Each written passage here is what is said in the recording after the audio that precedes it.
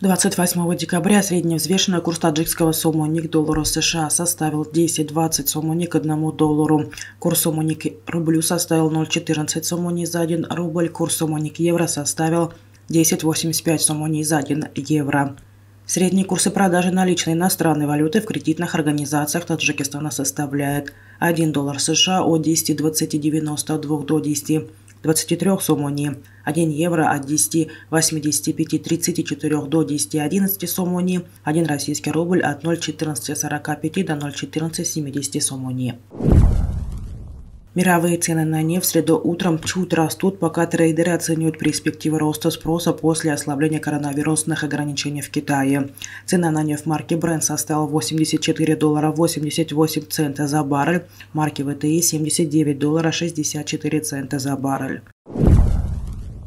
Стоимость золота в среду утром слабо снижается после роста в течение предыдущих 3 торговых дней и составляет $1818.90 за тройскую унцию.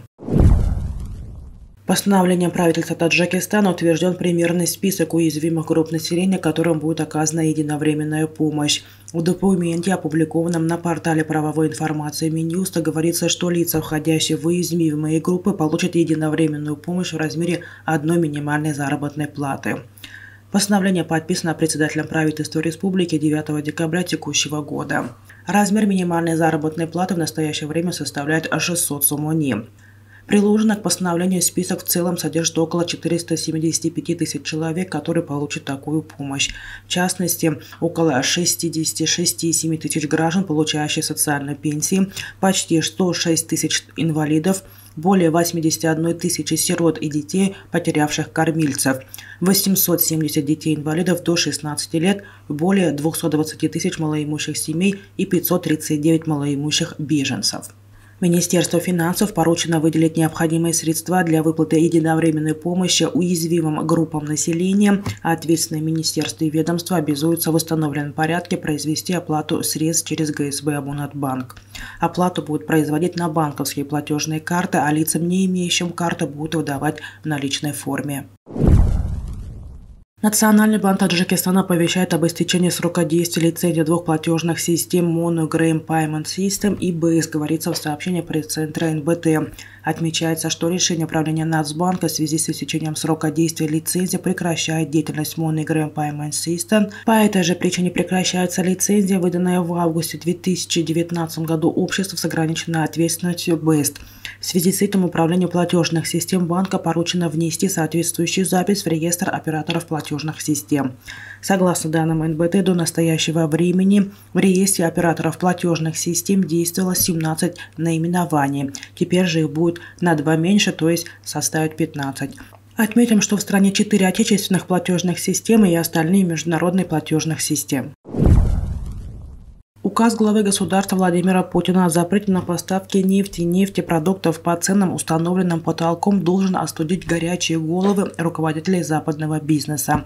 Такое мнение рассказал РИА Новости заместитель гендиректора Института национальной энергетики. Лимитирование цен российского черного золота на уровне $60 за баррель, распространившееся на сырье, перевозимое морским путем, вступило в силу в странах ЕС, Группа 20 и Австралии 5 декабря.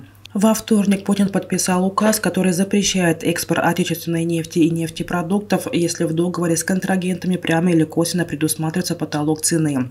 По нефти документ запрещает такие поставки с 1 февраля, по нефтепродуктам дату определит правительство. При этом общий срок действия указа в настоящее время ограничен 1 июля 2023 года. По словам эксперта, документ создает законодательную базу для отказа российских компаний от продажи нефти по предельной стоимости. Также прописано в его рамках запрет должен остудить горячие головы из зарубежных компаний, которые хотели бы рискнуть и попытались бы купить нашу нефть в рамках потолка, сказал он. Фролов добавил, что реальная цена продажи ресурса может оказаться ниже предельного уровня, но только при изменении стоимости эталонных сортов нефти. Цена на газ на хабе ТТФ в Нидерландах, крупнейшем в Европе, в ходе торгов во вторник 27 декабря опускалась ниже 77 евро за мегаватт-час. Это самый низкий показатель с момента нападения Российской Федерации на Украину. 22 февраля, за 2 дня до начала войны, газ на ТТФ торговался на уровне 79,9 евро за мегаватт-час. 24 февраля котировки скакнули до 128 евро. Максимальных значений они достигли в конце августа, приблизившись к отметке в 350 евро за мегаватт-час. По оценке Федерального агентства по сетям ФРГ, снижение цен на газ способствовала теплая погода, установившаяся в конце декабря и снизившая потребление. Также помогли поступлению большого количества энергии от ветряных электростанций и снижение экспорта энергии во Францию, написал в Твиттере глава агентства Клаус Мюллер.